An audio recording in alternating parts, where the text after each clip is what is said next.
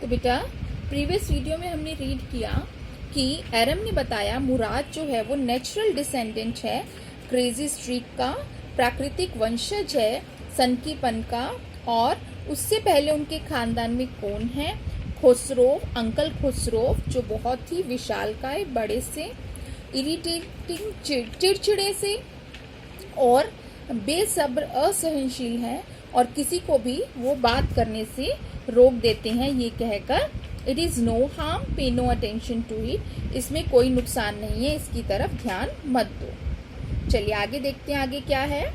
That was all, no matter what anybody happened to be talking about. वो कहते हैं ये सब था, no matter what anybody happened to be talking about. वो कहते कि उनका बस यही था, उससे कोई फर्क नहीं पड़ता था कि सामने वाला क्या बात कर रहा है, पर वो हमेशा यही बात कह देते थे। Once it was his own son Arab, running 8 blocks to the barber shop where his father was having his mustache trimmed to tell him their house was on fire.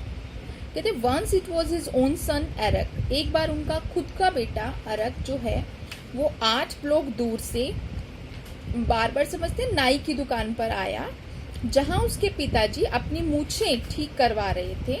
To tell him, उन्हें यह बताने के लिए कि उनके घर में आग लग गई थी। This man Khusro set up in the chair and road, ये आदमी खुसरो अपनी चेयर पे बैठा रहा और चिल्लाने लगा, गरजने लगा। इट इज नो हार्म, पे नो अटेंशन टू इट, इसमें कोई नुकसान नहीं है, इसकी तरफ कोई ध्यान मत दो। द बार्बर सेड, नाई ने कहा, but the boy says your house is on fire, पर लड़का ये कह रहा है कि तुम्हारे घर में आग लगी है। सो खुसरोव रोड, तो इस पर खुसरोव जो है गरजे, चिल्लाए। Enough, it is no harm I say, मैं कह रहा हूं ना, इसमें कोई नुकसान नहीं है। My cousin Murad was considered the natural descendant of this man. मेरा कज़न मुराद भी इसी इंसान का नेचुरल यानी प्राकृतिक वंशज माना जाता था। Although मुराद्स फादर was जोराब, जबकि मुराद के पिताजी कौन थे? जोराब, who was practical and nothing else, जो कि बहुत ही व्यवहारिक, प्रैक्टिकल मतलब व्यवहारिक यानी कि अच्छे से जो व्यवहार करने वाला हो, व्यवहारिक थे, और नथिंग एल्स, और इससे ज़्यादा कुछ नहीं। That's how it was in our tribe, ये ऐसा ही था हमारे कबीले में, हमारी जाति में।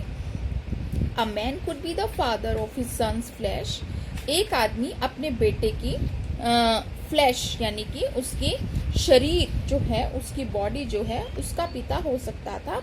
But that did not mean that he was also the father of his spirit, पर इसका यह मतलब नहीं था कि वो उसकी आत्मा का भी पिता हो, मतलब वो अंदर से भी अपने पिता जैसा ही हो। The distribution of the various kinds of spirit of our tribe had been from the beginning capricious and vagrant.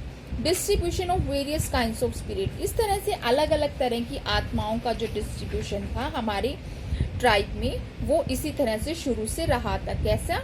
Vagrant मतलब खाना बदोश, और कैप्रिशियस जो सनकी लोगों का जो डिस्ट्रीब्यूशन था वो हमारे ट्राइब में शुरू से ऐसे ही रहा था।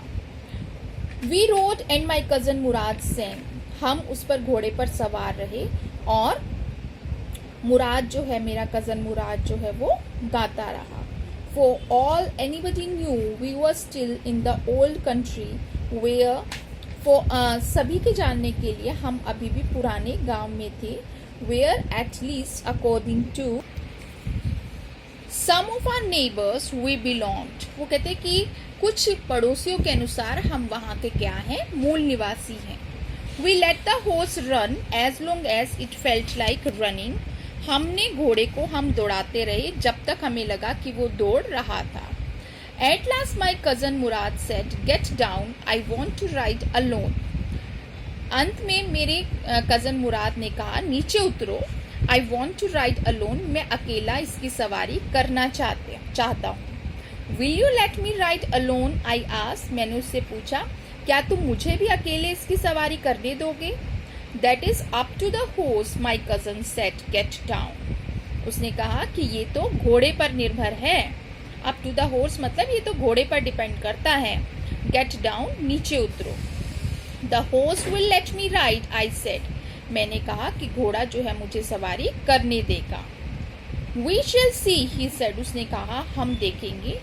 Don't forget that I have a way with the horse, उसने कहा कि यह हम देखेंगे, यह मत भूलना कि मुझे कुछ तरीका आता है घोड़े को काबू करने में, घोड़े को काबू करने का तरीका आता है।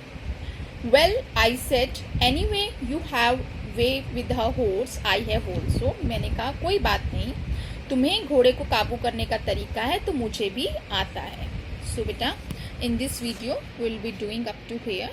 We will see what happens next in the next videos. Thank you. Have a nice day.